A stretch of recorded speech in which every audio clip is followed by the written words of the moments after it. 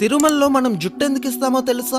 మొట్టమొదట వెంకటేశ్వర స్వామి ఒక చీమల పుట్టలో ఉండేటప్పుడు బ్రహ్మదేవుడు ఒక ఆవు రూపం దాల్చి రోజు ఆ చీమల పుట్ట దగ్గరికి వచ్చి పాలిచ్చేవాడు. అది గమనించిన ఆవుల కాపరి ఈ ఆవు మీదకి తన గొడ్డల్ని విసురుతాడు. అప్పుడు వెంకటేశ్వర స్వామి ఆ ఆవుకి అడ్డంగా నిలబడతాడు. దాంతో ఆ గొడ్డలి వెంకటేశ్వర స్వామి తలకి తగిలి రక్తం కారి దెబ్బ తగులుతుంది. కొన్నాళ్ళకి ఆ దెబ్బ అయితే తగ్గిపోతుంది, కానీ అక్కడ వెంట్రుకలు మాత్రం రావు. ఒకసారి వెంకటేశ్వరుడు కొండ మీద పడుకొని ఉండగా ఆకాశ మార్గంలో వెళ్తున్న నీలాదేవి అనే ఒక గంధర్వ కన్య వెంకటేశ్వరుని చూచి కిందకి వస్తుంది. తలకి తగిలిన దెబ్బని చూసి ఎంతో బాధతో తన తల నుంచి కొన్ని వెంట్రుకలను తెంపి వెంకటేశ్వరునికి ఇస్తుంది. అప్పుడు వెంకటేశ్వరుడు ఇలా చెప్తాడు, నా అందం కోసం నీ అందాన్ని పాడు చేసుకున్నావు కదా, కలియుగంలో కొండ మీదకి వచ్చిన నా భక్తులు తమ జుట్టుని ఇచ్చే సంప్రదాయం మొదలవుతుంది. ఆ జుట్టు యొక్క శక్తి అంతా వేరే భూలోకంలో ఉండే నీకు దక్కుతుంది అని చెప్తారు. ఇంతకీ మనం తిరుమలలో ఇచ్చే మన జుట్టుని ఏం చేస్తారో తెలిస్తే కామెంట్ చేయండి. ఒకవేళ తెలియకపోతే గోవిందా గోవిందా అని కామెంట్ చేయండి.